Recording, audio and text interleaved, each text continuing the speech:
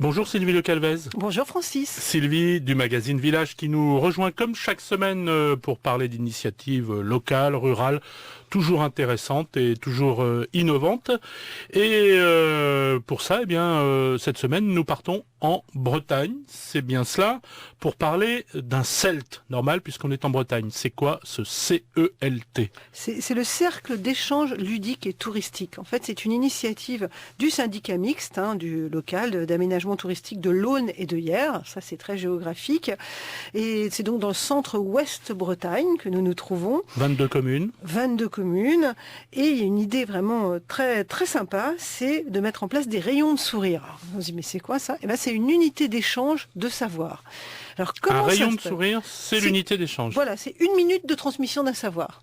Et donc l'idée, c'était de dire, mais comment on peut faire vivre, par exemple, davantage les maisons éclusières le long du canal de Nantes à Brest, et faire se rencontrer des touristes et des habitants du coin, voire des habitants entre eux, dans ces maisons éclusières, à quoi elles peuvent servir demain, quel usage, et si on s'en servait de lieu de transmission de savoir. Alors qu'est-ce qu'on échange? Eh ben, ça peut être apprendre à faire des crêpes.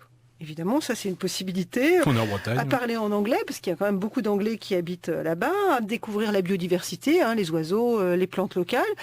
Alors le plus dur d'ailleurs, c'est de trouver l'offre, c'est de dire, mais vous savez tous des choses, vous habitant d'ici, il faut les transmettre. Mais souvent, on sait des choses et puis on ne sait pas qu'on a ce savoir spécifique. C'est peut-être le plus dur pour le syndicat quand il anime justement ces rencontres. Mais ça marche quand même bien. Les touristes viennent, s'inscrivent, restent 2 heures à échanger avec des locaux dans ces maisons éclusières. Mais ils souhaiteraient pour l'avenir encore développer ces rencontres. Alors ça marche, mais les clés de la réussite, c'est quoi?